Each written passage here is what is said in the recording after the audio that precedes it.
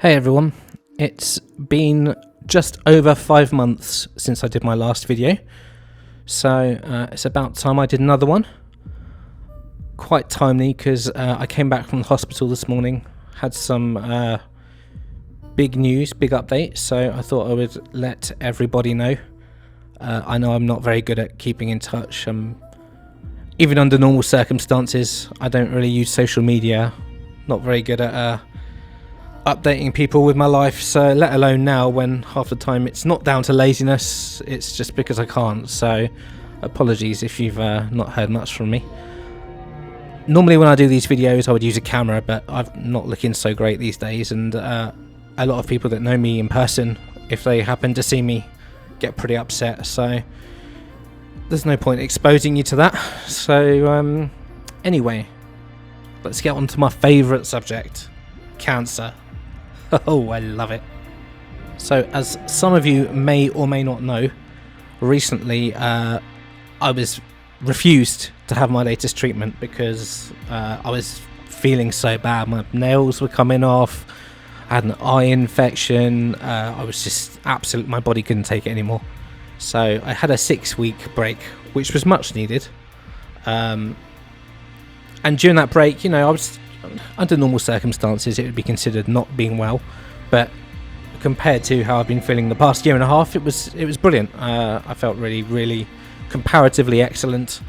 That was very, very nice to not have to absolutely stuff myself with tablets and be in the hospital multiple times a week, etc. So that was a really nice break. And also the bonus to that is that a lot of my body healed faster, because your body doesn't heal when you're on chemo because obviously no immune system. So I noticed things like my hair growing back quickly. If I had a cut, that would heal in normal amounts of time as opposed to taking weeks. Just really basic things, like if I knocked my hand on a table slightly, I'd just be like, ow, that's it. There wouldn't be a bruise or anything like that. Just real basic, normal human stuff that we take for granted. So that was really nice. However, also in this time off, the wound that I've had in my stomach, because I've had a hole in my stomach since basically for a year and a half now. In this 6-week period where I was off chemo, that has actually borderline healed. It's as good as closed over now, which is amazing because I haven't had a shower. I haven't had a proper shower in a year and a half. My favourite hobby is swimming. Obviously I can't do that, but not being able to have a proper shower, man, not being able to have a bath, basically I can't get this hole in my stomach wet. And now that's almost healed over, there's going to be a massive quality of life improvement. Just being able to stand underneath the shower and have water go over me and actually properly wash without dancing around it like a stripper's pole. Not that I know anything about stripper's poles, of course. Not anymore. So that's a really nice positive. I'm really happy about that. So yeah, whatever happens, hopefully I'll get a little bit of quality of life back for a while. I'll be showering every day and I'll be loving it. It's a shame that it comes back at the time where having a shower costs about the same amount of money as buying a car in this country, but what can you do? So that's some positive news, and I really enjoyed feeling almost like a human. It was a shame I couldn't really go out and see people or anything like that, because obviously I still wasn't well and still very susceptible to illnesses, but it was really nice to have a little bit of time feeling like a human. Had my mum come down and visit from France. She looked after me well for a little while, so that was a real nice period. So I'm glad I managed to get that. And the last scan results that I had, good 4 months ago, something like that, they were very positive as well. They showed shrinkage, the METs, which is in my liver, which is because the cancer is stage 4. It's grown and it's reached my liver.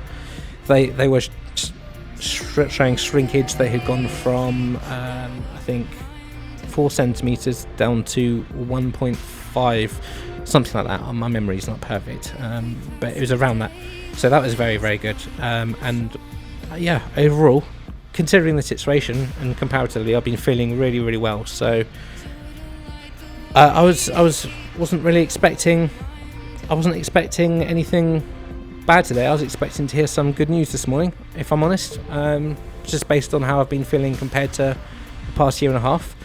So got in, met up with my oncologist as usual, got some water, Volvic touch of fruit, lemon and lime, sugar free. Don't drink that.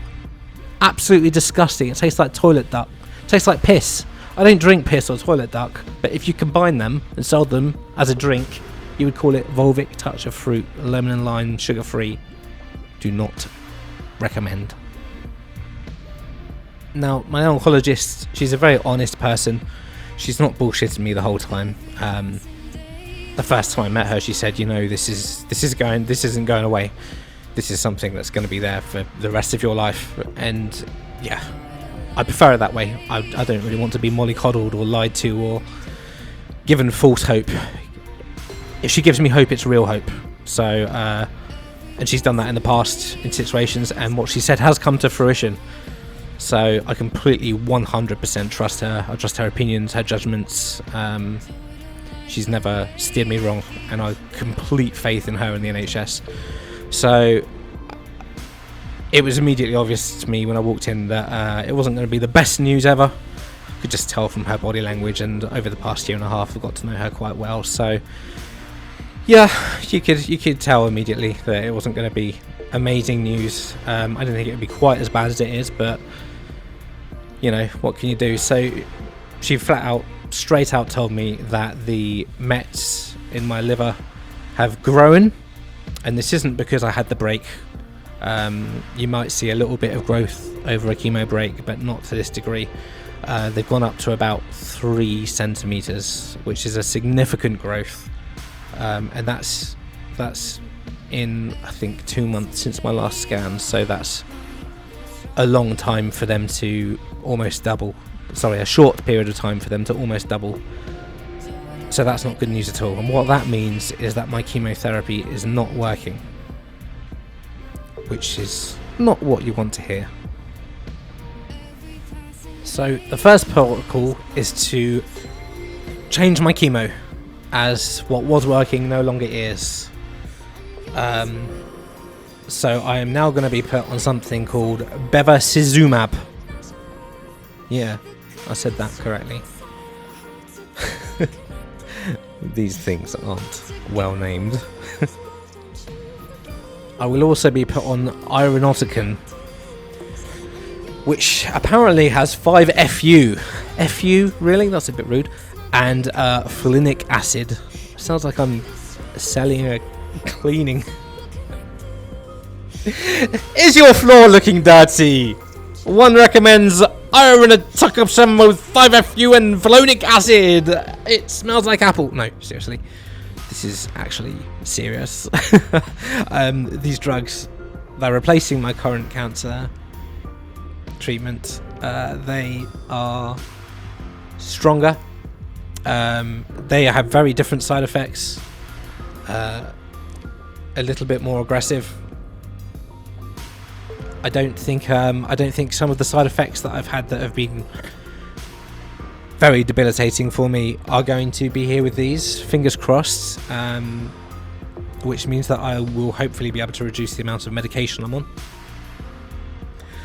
But these aren't enough. These aren't going to save me. I think we're past the point where anything's going to save me, to be honest. Well, we've known that for a long time. It's more about how much life I can have, and is it going to be a life worth living? Because there's definitely been points, even recently, where I thought this isn't a life. This isn't even an existence. So hopefully these can do something. So I will be starting these. Part of my treatment starts this Wednesday. So I'll be having half of it then. I don't think I'll be able to get the rest of the treatment until my next session, because my sessions are fortnightly. So that's scary, but there's not much you can do about it. However, there is also something else that is going to make this more efficient, which I'm going on. Unfortunately it's not covered by NHS, which is very frustrating because each treatment is going to cost £500, and that is fortnightly. Now, as someone that's worked my whole life, I've never had help from anybody. I've been completely independent. It's been a struggle for me financially to not work for over a year and a half. It's bad enough with coronavirus, then having everything fully stop once I got ill. So I have no idea what I'm going to do about this. If anyone has any ideas, please let me know. But basically, for the foreseeable future, for as long as I'm still alive, which, let's be honest, it's not going to be very long, unfortunately, but I would like to stay alive for as long as possible. I'm scared of dying. I don't want to. I'm going to have to pay £500. The exact price hasn't come to me yet, but that's what she said I can expect every 2 weeks. And if I don't do that, I'm basically saying I give up. I'm basically saying, yeah, don't try. There's no guarantee this is going to work. This is the last ditch attempt. So basically it's this or nothing. If this doesn't work, then that's it for me. I'm done. There's not really much else to say. I'm going to try it and see where it goes. She's also going to put me on recommendations for some clinical trials in London, but basically there's not much else I can say. We're going to try and do what we can. Okay, thanks for listening. Peace.